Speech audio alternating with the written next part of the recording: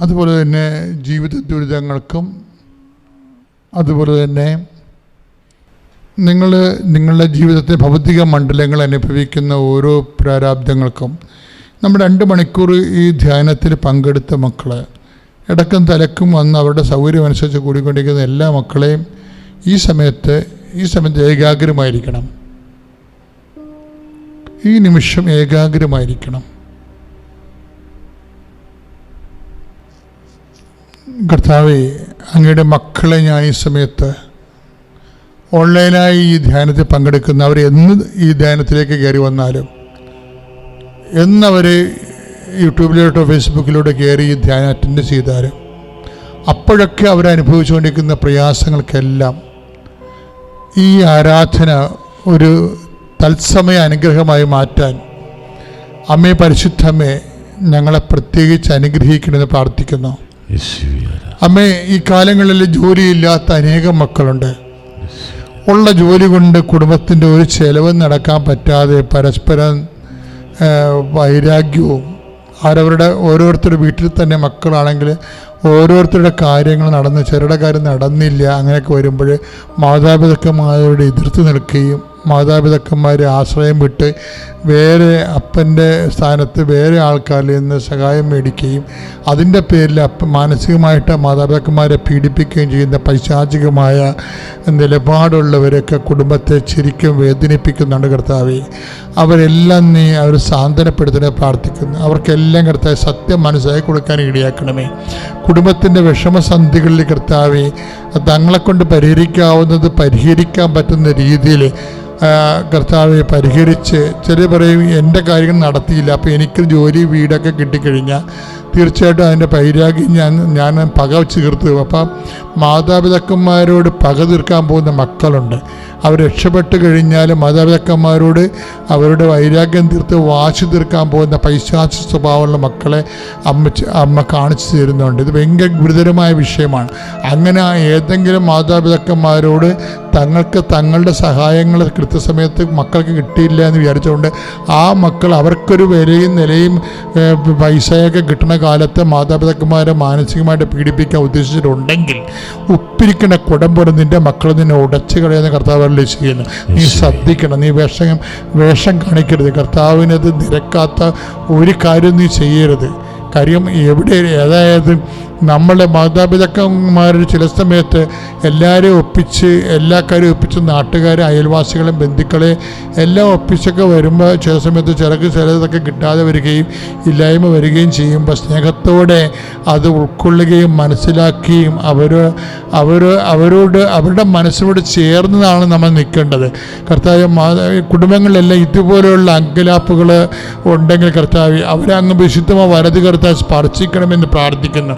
കർത്താവ് കുടുംബത്തിൽ പരസ്പരം മിണ്ടാത്തവർ, ധാരണയില്ലാത്തവർ, പരസ്പരം മിണ്ടിയിട്ട് വർഷങ്ങളായിട്ടുള്ളവർ, നിസ്സാര ഭൗതികമായ കാര്യങ്ങളുടെ ഏറ്റക്കുറച്ചിൽ കാരണം അങ്ങോട്ടും ഇങ്ങോട്ടും ദൈവത്തെ മറന്ന് ജീവിക്കുന്നവർ, അമ്മേ പരിശുദ്ധമ്മേ, ആ കുടുംബങ്ങളെല്ലാം അമ്മയെ കേൾപ്പിക്കുന്നു. ആ കുടുംബങ്ങളിലെല്ലാം കർത്താവെ നിന്റെ വിശുദ്ധമായ വലതുകരം നീട്ടണമെന്ന് പ്രാർത്ഥിക്കുന്നു. കർത്താവെ, എത്ര ഉപദേശിച്ചിട്ടും പറഞ്ഞിട്ടും കാര്യമില്ലാത്ത രീതിയിൽ മാതാപിതാക്കന്മാർ പറയണം കേൾക്കാതെ, കുടുംബത്തിലുള്ളവർ അനുസരിക്കാതെ, കുടുംബത്തിലെ കർത്താവെ അവിടെ ജീവിച്ചാണെന്ന് പോലും ഒന്നും അറിയാതെ കർത്താവ് ലോകത്തിലുള്ള ഓരോ കാര്യങ്ങൾ ഇടപെട്ടുകയും കുടുംബത്തിൻ്റെ കാര്യങ്ങളെ അവഗണിക്കുകയും ചെയ്ത് കർത്താവ് അനേക ആയിരങ്ങളെ പല സ്ഥലങ്ങളിലൊക്കെ ജീവിക്കുന്നവർ കർത്താവ് എല്ലാ തരത്തിലും മാതാപിതാക്കന്മാരെ കടത്തിലാക്കിയിട്ട് കർത്താവ് കുടുംബങ്ങളെ സഹോദരങ്ങളെ കടത്തിലാക്കിയിട്ട് കർത്താവ് വളരെ രീതിയിൽ കർത്താവ് മാനുഷികമല്ലാത്ത തീരുമാനം എടുത്തുക ദൈവത്തെ മറന്ന് ദൈവത്തെ പ്രകോപിപ്പിച്ച് ജീവിക്കുന്ന പൈശാചികമായ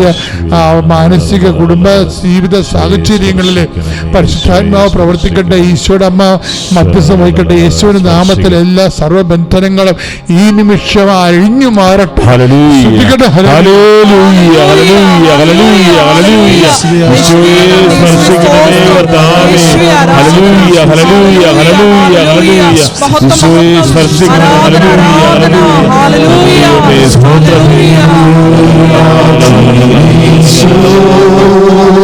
ആരാധന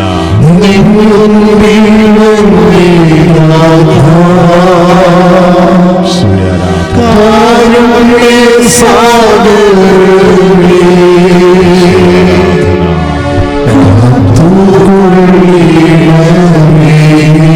അപ്പോൾ ദൈവപൈതലെ, നിന്റെ ഏകാന്തതയിലെ അല്ലെങ്കിൽ നിന്റെ ദൈവാഭിമുഖ്യത്തിൻ്റെ നിമിഷങ്ങളിലെ, ഏകാന്തത എന്നുമ്പോൾ നമുക്ക് സംഭവമില്ല കേട്ടോ, നമുക്കുള്ള ദൈവാഭിമുഖ്യത്തിൻ്റെ നിമിഷങ്ങളാണ്. ഈ ദൈവാഭിമുഖ്യത്തിൻ്റെ നിമിഷങ്ങളിൽ നമ്മളെ സഹായിക്കുന്നത് ഈ അഭിഷേകമാണ്. അഭിഷേകം ചിലപ്പോൾ സംഗീതമായിട്ട് കിട്ടും, അഭിഷേകം ചിലപ്പോൾ പ്രാർത്ഥനയായിട്ട് കിട്ടും, അഭിഷേകം ചിലപ്പോൾ വചനമായിട്ട് കിട്ടും. 3 തരം അഭിഷേകമാണ് ഞാൻ ഇന്നുവരെ കണ്ടിരിക്കുന്നത്. എന്നിലും എൻ്റെ ജീവിതത്തിലും മറ്റുള്ളവരുടെ ജീവിതത്തിലും ഞാൻ കണ്ടിരിക്കുന്നത് 3 തരം അഭിഷേകമാണ്. എന്ന് വെച്ചാൽ ദൈവത്തെ അവർ എന്തെങ്കിലും ഒരു ഭയങ്കരമായൊരു വല്ലാത്ത, ഇപ്പോൾ പരീക്ഷയിൽ തോറ്റെന്ന് വിചാരിച്ചോ, തോറ്റെന്ന് അപ്പോൾ പരീക്ഷയിൽ തോറ്റുവെന്ന് നമുക്ക് ഫീൽ ചെയ്യണ സമയത്ത് തന്നെ അഭിഷേകം നിനക്കുണ്ടെങ്കിൽ ഉടനെ, വചനത്തിൻ്റെ അഭിഷേകം ഉണ്ടെങ്കിൽ ഉടനെ പറയും വിജയം നൽകണത് കർത്താവാണ്, വിജയം നൽകണത് കർത്താവാണ്. അപ്പോൾ കർത്താവ് എന്നായാലും എന്നെ വിജയിപ്പിക്കും. അല്ലെങ്കിൽ ഒടുവിലാണ് ഞാൻ ഉണർന്നത്. പ്രഭാഷകൻ 33 എന്നൊക്കെ വായിക്കത്തില്ലേ, 33:16 വായിച്ചുള്ളൂ. ശ്രുതികട്ടെ ശ്രുതികട്ടെ ശ്രുതികട്ടെ.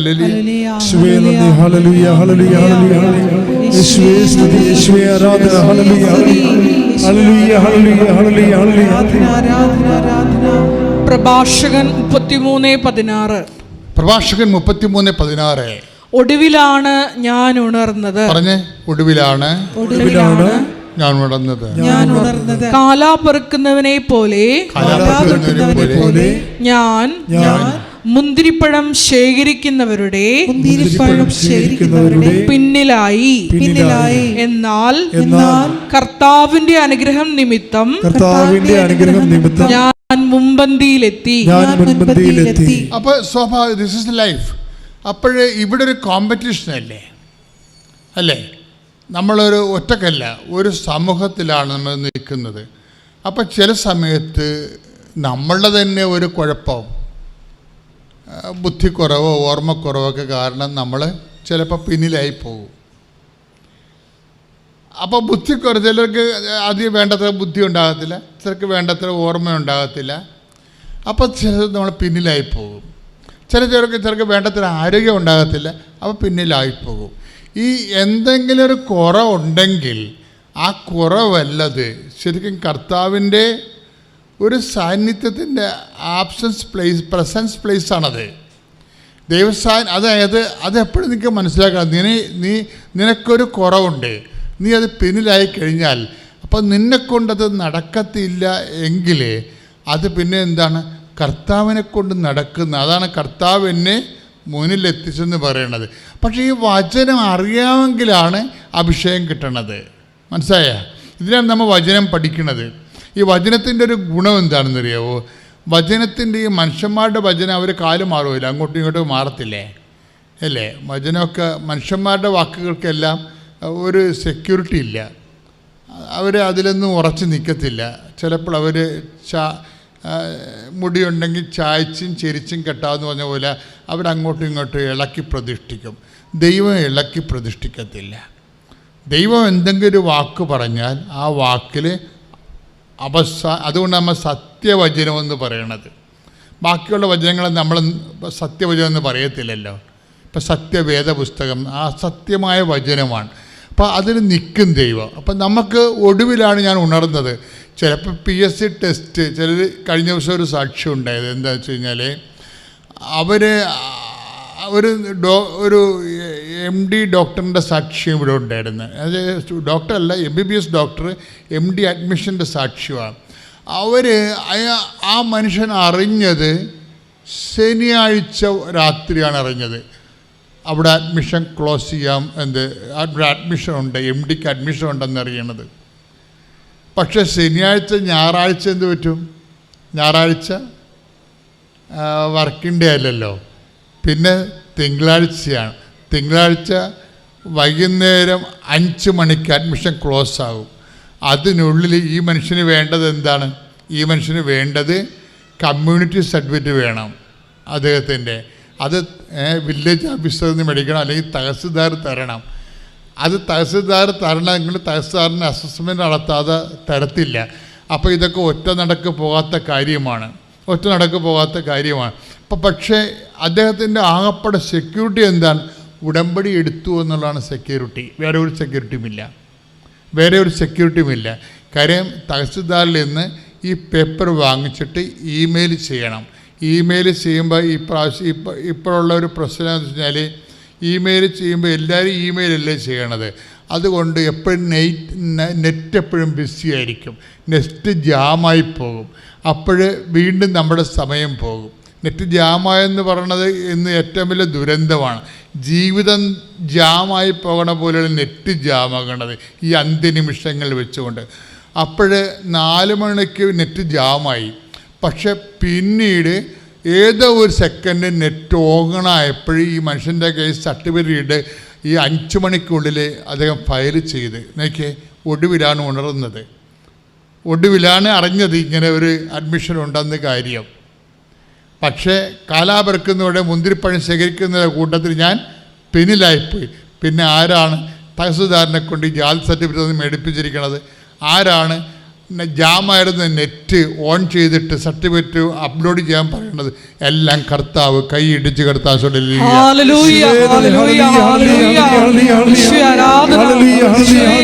കർത്താവിന്റെ കൃപ നിമിത്തം ഞങ്ങളെ മുൻപന്തിയിൽ എത്തിക്കുന്ന ഞങ്ങൾ നന്ദി പറയുന്നു. ഹല്ലേലൂയ. നിൻ കൃപ മതിയെനിക്ക് നാഥാ, നീ മതിയെനിക്ക്. നിൻ കൃപ മതിയെനിക്ക്. ഈ മരുയാത്രയിൽ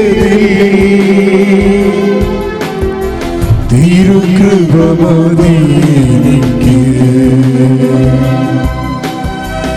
ഈ മരുയാത്രയിൽ തിരുകൃപ മതിയെനിക്ക്.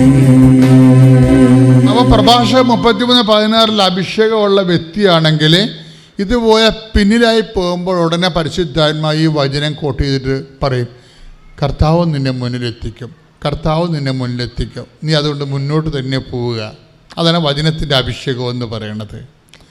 ഈ വചനം എപ്പോഴും നമ്മൾ ശ്രദ്ധിക്കണം. അതായത് ചില വചനങ്ങൾ നിങ്ങളൊന്ന് ഒത്തിരി ഞാനിപ്പോൾ നടന്നു പോകണമെന്ന് വിചാരിച്ചു ഇതിലെ കൂടി.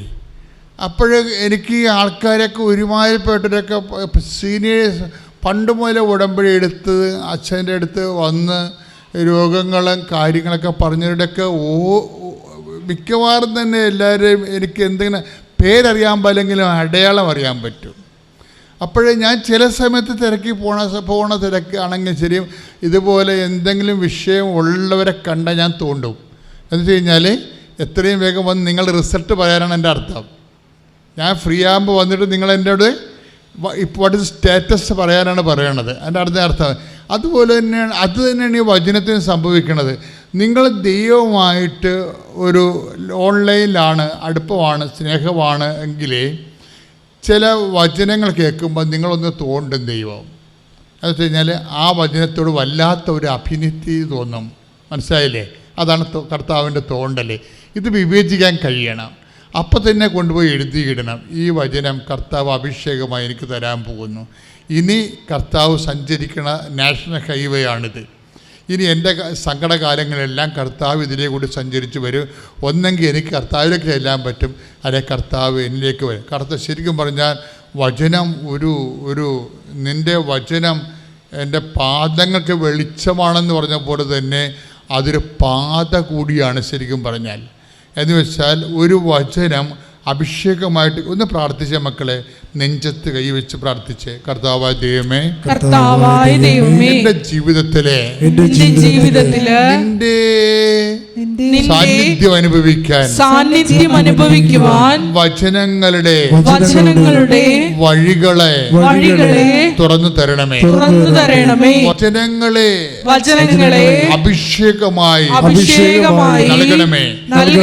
എനിക്ക് വേണ്ടി സംസാരിക്കപ്പെട്ട വചനങ്ങള് വിവേചിക്കാൻ എനിക്ക് അഭിഷേകം നൽകണമേ. ശ്രദ്ധിക്കട്ടെ.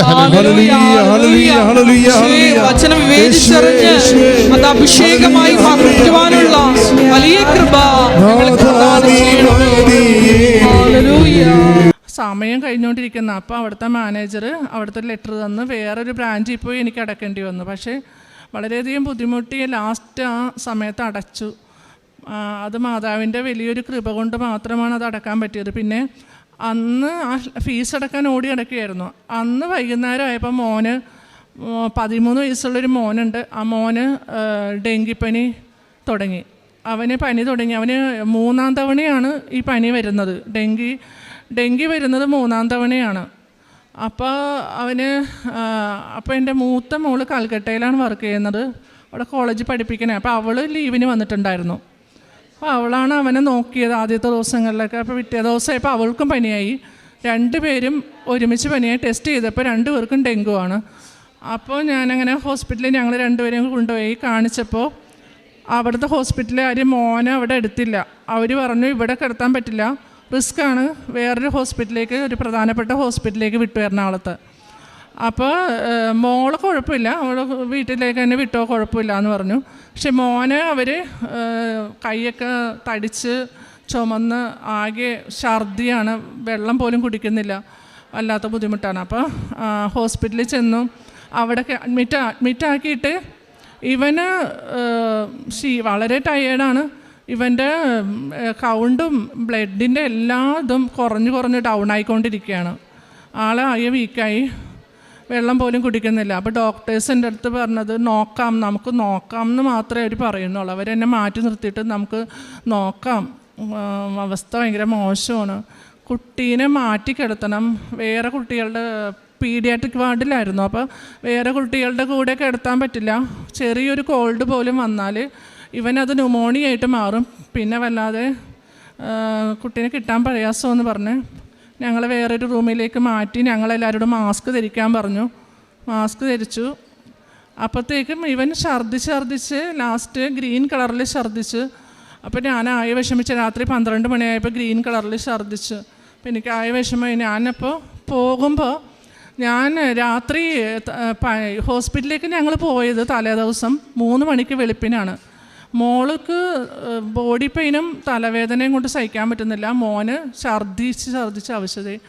അങ്ങനെ ഞാൻ കൊണ്ടുപോകുമ്പോൾ ഞാൻ തൈലവും ലോക്കറ്റും പത്രവും എടുത്തുകൊണ്ടാണ് ഞാൻ പോയത്. ആൾക്കാർക്ക് കൊടുക്കാനുള്ള പത്രവും കൂടി ഞാൻ എടുത്തുകൊണ്ടാണ് പോയത്. എന്നിട്ട് ഞാൻ ഹോസ്പിറ്റലിൽ ചെന്നിട്ട് ആ ലോക്കറ്റ് ഇവൻ്റെ തലയുടെ കീഴിൽ വെച്ചിട്ടുണ്ടായിരുന്നു. മോളെയും കൂടി അവിടെ അഡ്മിറ്റ് ചെയ്യേണ്ടി വന്നു. കാരണം വീട്ടിലാരും ഇല്ലാത്തതുകൊണ്ട് എങ്ങും ആക്കാൻ പറ്റില്ലല്ലോ, ഡെങ്കു ആയതുകൊണ്ട്. അപ്പോൾ മോളെയും കൂടി അവിടെ അഡ്മിറ്റ് ചെയ്യേണ്ടി വന്നു. മോളെ അവരെ അവിടെ ICUവിലേക്ക് എടുത്തുള്ളൂ. പക്ഷേ അവൾക്ക് വലിയ കുഴപ്പങ്ങളൊന്നുമില്ല, കൗണ്ട് കുറയുന്നത്. പക്ഷേ അവിടെ ഡെങ്കു പേഷ്യൻസിന് ICUവിൽ മാത്രമേ കിടത്തുള്ളൂ. മോൾ ICUവിൽ, മോൻ പീഡിയാട്രിക് വാർഡിൽ. അപ്പോൾ 2 സ്ഥലത്തേക്ക് എനിക്ക് മാറി പോകേണ്ടി വന്നു. അപ്പോൾ ഇവൻ്റെ ഛർദി നിൽക്കാതായി, ഇവൻ ഇങ്ങനെ ഒരു അവസ്ഥയിലായപ്പോൾ ലാസ്റ്റ് ഇങ്ങനത്തെ ഒരു ഛർദി ഡാർക്ക് കളറിൽ ഇങ്ങനെ ഛർദ്ദിച്ച് കഴിഞ്ഞപ്പോൾ എനിക്കായ പേടിയായി. ഞാൻ പിന്നെ എനിക്ക് മനസ്സിൽ തോന്നി ഈ ലോക്കറ്റ് ഇവൻ്റെ മേത്ത് മുട്ടിക്കിടക്കട്ടെ. ലോക്കറ്റ് എടുത്തിട്ട് എൻ്റെ കയ്യിൽ അത് കുത്തിക്കൊടുക്കാനുള്ള പിന്നെ ഒന്നും ഉണ്ടായിരുന്നില്ല. ഞാൻ അടുത്ത ബെഡിൽ പോയിട്ട് പിന്നുണ്ടോയെന്ന് ചോദിച്ചിട്ട് എൻ്റെ മനസ്സിൽ അങ്ങനെ തോന്നിയിട്ട് ഞാൻ അവൻ്റെ ആ ലോക്കറ്റ് അവൻ്റെ ടീഷർട്ടിൻ്റെ ഉള്ളിൽ കുത്തി കൊടുത്തിട്ട് പിന്നെ അവൻ ഛർദ്ദിച്ചിട്ടില്ല. അതെനിക്ക് ശരിക്കും അനുഭവമാണ്. ആ ലോക്കറ്റ് അവൻ കുത്തിയിട്ട് പിന്നെ അവൻ ഛർദ്ദിച്ചിട്ടില്ല.